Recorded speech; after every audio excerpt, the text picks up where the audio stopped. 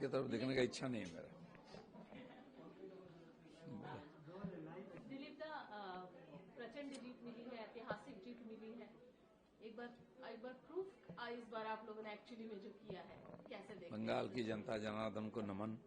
उन्होंने जो निर्णय लिया है, मैंने भी कल परसों भी बोला था कि देखिए ताबड़तोड़ वोटिंग हुई है, ताबड़तोड़ जीत भी होगा।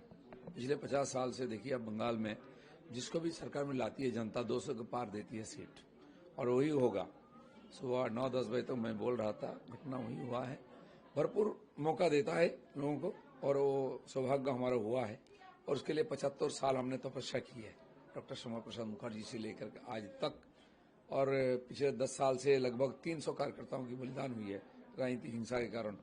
तो इतना हम तपस्या और परीक्षा देने के बाद लोगों ने हमें स्वीकार किया है, और बड़े उम्मीद के साथ, और उस उम्मीद पर हम खड़े उतरेंगे, उनका इच्छा को पूरा करेंगे। नरेंद्र मोदी जी हैं, उन पर पूरा भरोसा है लोगों का, उनके नेतृत्व में काम चलेगा। दादा, इलेक्शन तो खत्म हो गया, रिजल्ट भी आ गया, लेकिन अब ममता दीदी साफ तौर पर कह रहे हैं कि मैं रिजाइन नहीं दूंगी, मैं राजभवन नहीं जाऊंगी। मतलब उन्होंने एकदम जिद ठान लिया है, कह रहे डेमोक्रेसी की हत्या हुई है, इलेक्शन कमीशन और बीजेपी वालों ने मिलकर धोखा दिया है, पूरे प्रोसेस के साथ खिलवाड़ किया है। क्या कहेंगे? बहुत बड़े बयान। ये मीडिया में कंप्लेन करने से कुछ होने वाला नहीं है। जनता जनार्दन ने जो मैंडेट दिया है वो सर्वोपरि है। इलेक्शन कमीशन ने घोषणा कर दिया है, आप ना कमीशन को मानेंगे ना अदालत को मानेंगे, तो फिर किसको मानेंगे? कम से कम भगवान को डरिए थोड़ा सा इस उम्र में, कितना झूठ बोलेंगे। तो इसलिए कुछ लोग होते हैं जो बस में एक बार सीट मिल जाए ना, स्टॉपेज पार होने का छोड़ने का नाम नहीं लेते हैं कि मैंने पैसा दिया। तो ये नहीं चलता है लोकतंत्र में, मानना पड़ेगा। उनकी करेक्टर थोड़ा सा ऐसे हर चीज में हट करते हैं, फिर बाद में लाइन में आ जाते हैं। 1-2 दिन देखेंगे कोई पीछे आगे है कि नहीं, जब देखेंगे अकेले मैदान में खड़े हैं तो चुपचाप घर जाएंगे। लेकिन मैदान में उनका साथ देने के लिए और कई लोग आ रहे हैं, सुनने में आ रहा है अखिलेश यादव भी आएंगे, तमाम लीडर्स भी बाहर से भी आ रहे हैं। तो ये वो तो चुनाव में भी आए थे, इंडिया गलायंस चुनाव प्रचार में भी आए थे, क्या फर्क पड़ा? डुबा के गए दीदी को। कोई नहीं आने वाले, उनके भतीजा भी साथ आने वाले नहीं है, देख लीजिए आप। आपको लगता है ऐसा? बिल्कुल। दीदी ने कल बोला कि शुभेंदु अधिकारी ने मुझे धक्का मारा, मुझे लात मारा, सीसीटीवी बंद कर दिया गया, सिक्योरिटी। आप लोग कैमरा लेके पीछे घूम रहे थे, क्यों नहीं दिखा रहे हैं कहाँ धक्का मारा, कौन धक्का मारा? इतना झूठ बोल बोल के अपना इमेज इतना खराब किया है, जनता तिल मात्र में उस पर विश्वास नहीं करते हैं। ये सब बोलने का समय पार हो गया है, जनता ने जजमेंट दे दी है।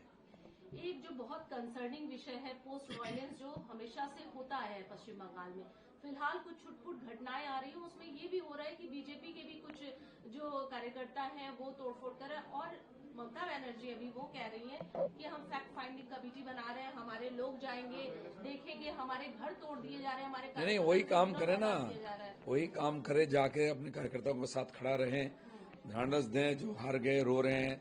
भैया बीजेपी ना हिंसा करता है ना मदद करता है। आप बोल दीजिए किसी कार्यकर्ता का और हाथ उठाया हमारे कार्यकर्ता।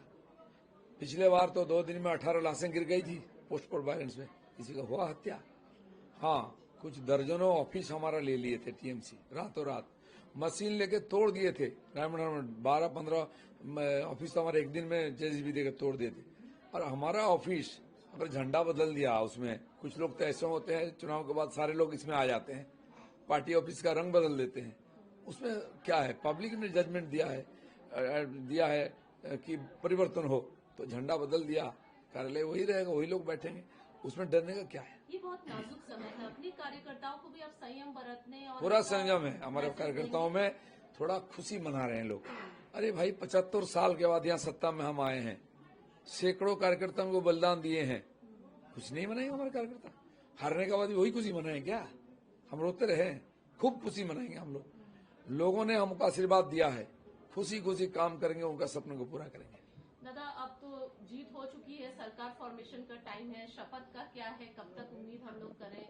क्योंकि ये 9 तारीख गवर्नर साहब हैं, पार्टी के वरिष्ठ नेता हैं, माननीय अमित शाह खुद आने वाले हैं, और पार्टी विधायक दल का जो नेता चयन हो जाएगा, फिर वो जाके गवर्नर से मिलेंगे, जैसा उनके आदेश होगा उसी प्रकार शपथ ग्रहण हो जाएगा। फिर भी कोई एक समय, मतलब कब तक हो जाएगा? नहीं, वो तो निश्चित है, कितने तारीख का अंदर सरकार बनाना है उसी के अंदर हो जाएगा। अच्छा दादा, और एक सवाल ये भी है, मुख्यमंत्री के इसको लेकर बहुत सारी चर्चा हो रही है, आपका भी नाम है उसमें, आप कैसे देखते हैं, क्या कहेंगे? क्योंकि आप एक सीनियर लगातार कार्यकर्ता हैं बीजेपी बीजेपी 208 MLA हमारे हैं ना, हाँ। उसमें से कोई भी चीफ मिनिस्टर बन सकता है।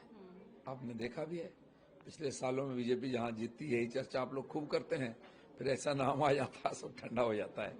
तो बीजेपी में कार्यकर्ताओं की कमी नहीं है, एक से एक अनुभवी लोग हैं। फिर भी पार्टी की और हमारे दल की जो निर्णय होगा वही सर्वोपरि है, और सुशासन देने के लिए सारे लोग एक साथ मिलकर काम एक करेंगे। अंतिम सवाल ले लेंगे, क्या क्या प्रायोरिटीज आप लोगों की रहेगी? सरकार आप लोगों की बनने जा रही है, आप लोगों ने बहुत सारे वादे किए हैं, चाहे घुसपैठियों को निकालना हो या फिर अन्य महिला सुरक्षा, लॉ एंड ऑर्डर, बहुत सारे आप लोगों के वादे हैं। देखिए, घुसपैठिया आए तो एक समस्या ही खाली यहाँ नहीं, पूरा देश का है। उसका समाधान तो होगा धीरे धीरे, वो गृह मंत्री जी ने खुद बोले हैं। लेकिन अभी जनता जिससे बहुत परेशान है, लॉ एंड ऑर्डर बोल के कुछ है ही नहीं। हेल्थ, एजुकेशन, इंडस्ट्री सब खत्म हो गया है। बंगाल 50 साल से पीछे जा रही है, उसको आगे टर्न करना है और आगे ले जाना है, पूरा देश के साथ जाना है।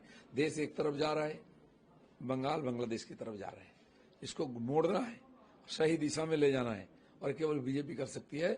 मोदी जी के ऊपर भरोसा रखिए, ये सब होगा।